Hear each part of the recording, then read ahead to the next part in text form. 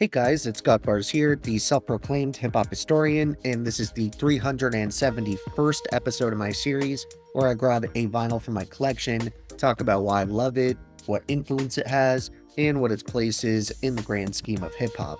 So it's been a pretty good while since I touched on this legendary crew, and looking back, I don't feel like I quite did Brand Nubian justice when I covered their innovative 1990 debut, One for All, so I wanted to bring them back today in an attempt to remedy that by focusing more on the music and background of their 1998 LP Foundation here, opposed to my personal qualms or disagreements with beliefs certain members might have behind the scenes, which is specifically where I feel like I fell short in my previous review.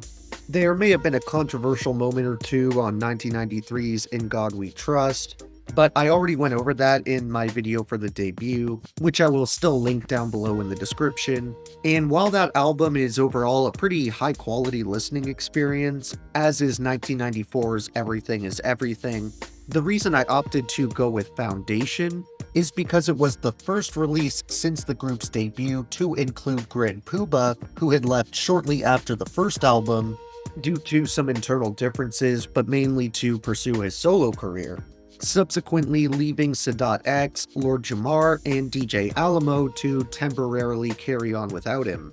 All things considered, they did a pretty admirable job of holding down the ship in Puba's absence, but he's always been such an enigmatic and personality-filled presence that it's hard for me not to gravitate toward the Brand Nubian LPs where he is on the roster, especially since he has such great chemistry with Lord Jamar, who has that relatively deeper voice and tough demeanor, and Sadat's more adventurous and even comedic approach.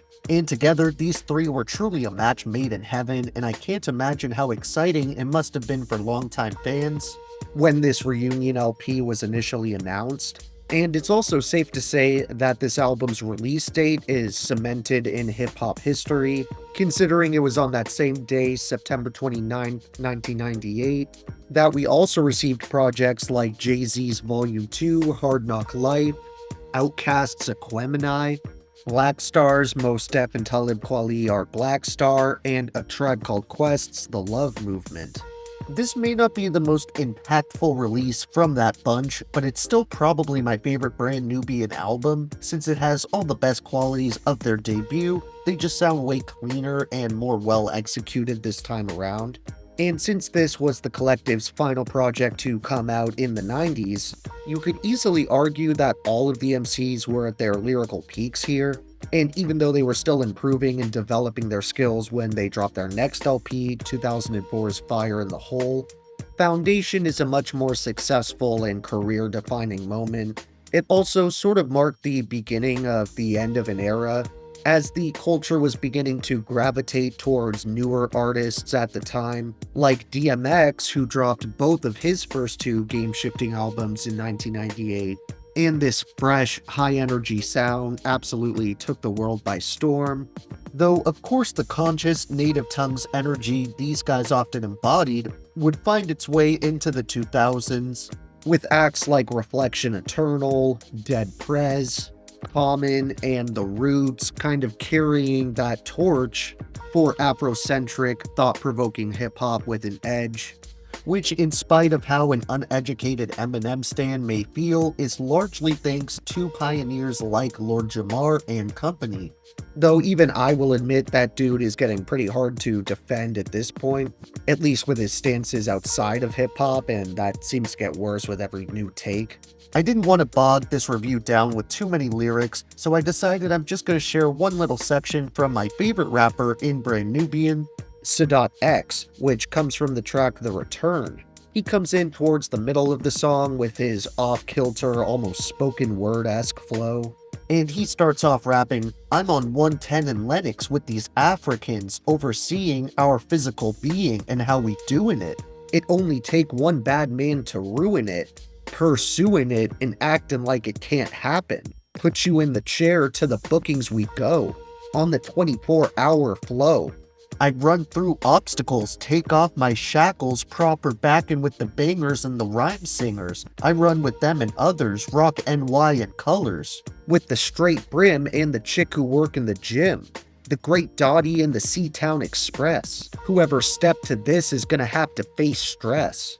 Whoever stepped to this better be at the best. Look at me close, I'm the perfect host. You standing too close, so back up. You should never try to act up. The wild cowboy still got the style, boy.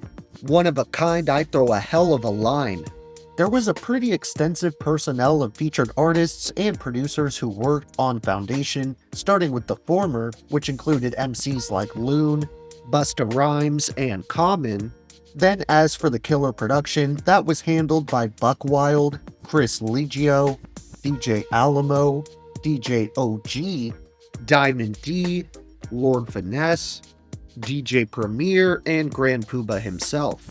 When it comes to my honorable mentions on this one, I want to shout out songs like Brand Nubian, Back Up Off the Wall, I'm Black and I'm Proud, Sincerely, Love vs. Awake, Too Late, Straight Outta Now Rule, and You For Me. Then, with my overall favorite tracks, I think I'm gonna name my top 3 as Shine and Star, Don't Let It Go to Your Head, and Maybe One Day.